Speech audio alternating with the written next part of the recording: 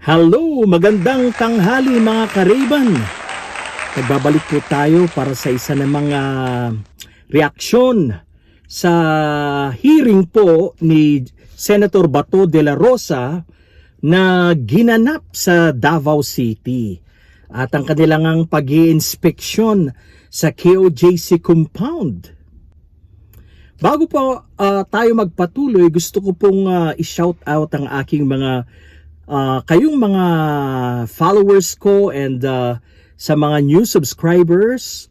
Marami pong salamat sa inyo pong lahat na sumusuporta sa aking channel. Marami pong salamat. Yaman Aklaunay sa mga Ilocano po na mga subscribers natin.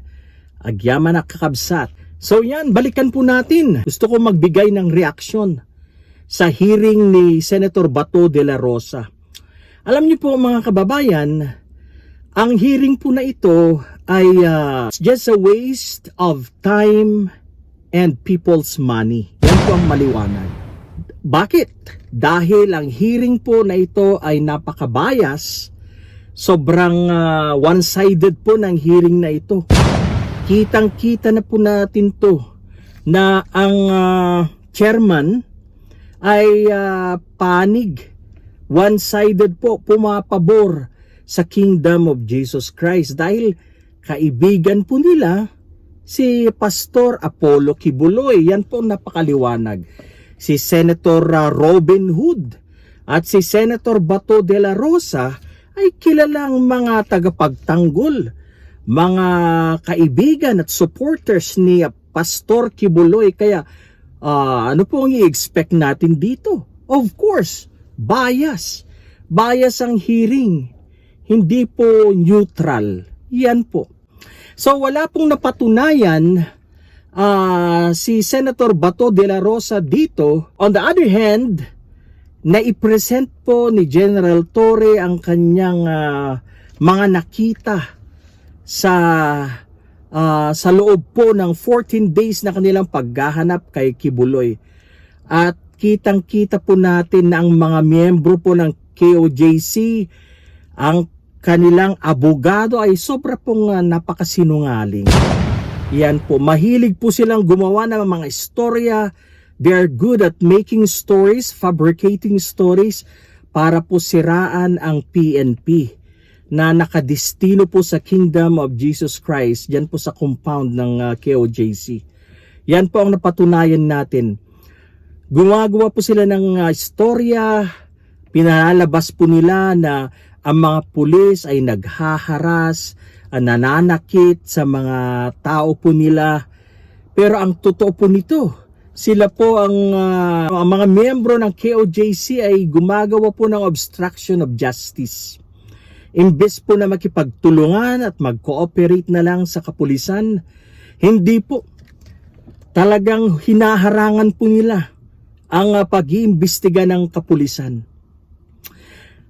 I'm just wondering kung bakit ang Senate President, kung bakit hinahayaan po nila itong mga ganitong klaseng mga hearing ni Senator Bato de la Rosa, Robin Hood, Bongo, dahil alam naman po natin na ang mga taong ito ay sagad hanggang buto ang kanilang pagka-loyal kay Kibuloy, loyal sa mga Duterte.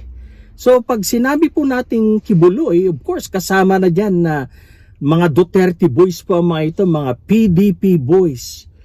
Kaya para sa akin okay lang kung iba ang mamuno o mag-chair, hindi sila, okay lang. Pero ang nangyari po, talagang pinagkaisahan si General Torre, pinagtulungan po ng mga taong ito.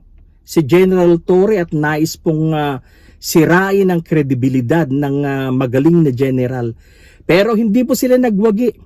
In the end, wagi pa rin ang PNP. Ayon po sa ating nakita, hindi po nila nabutasan si General Torre. In the end, si General Torre pa rin ang pinaniniwalaan ng taong bayan, majority of the Filipino people. Yan po ang katotohanan dyan. Kung magsalita itong si Attorney Torion, ayon nga sa ating mga nag-oobserba, talagang marami din pong mga gawa-gawang istorya at paninira itong si Attorney Torion. Yan ay pabor para sa kanyang kliyente. Yan po ay pabor para sa KOJC. Yan ang maliwanag dyan.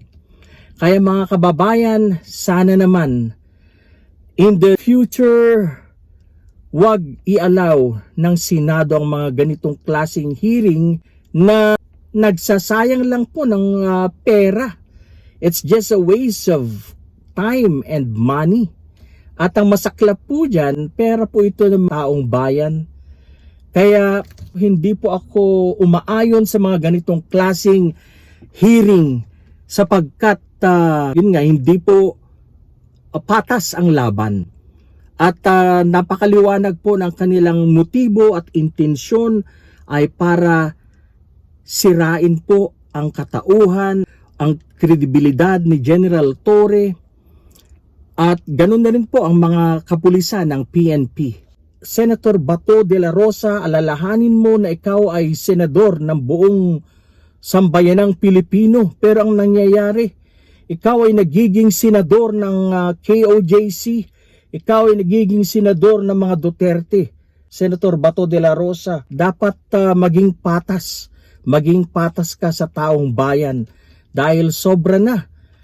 Malinis, maliwanag na meron kang kinikilingan, meron kang pinapaboran sa iyong paghihiring dyan sa Davao City. Kaya wala kang napatunayan.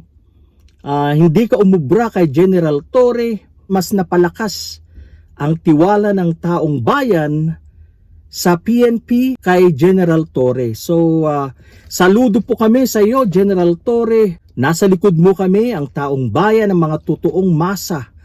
Totoong masang Pilipino ay sumusuporta sa ating PNP dyan sa Davao City, sa KOJC.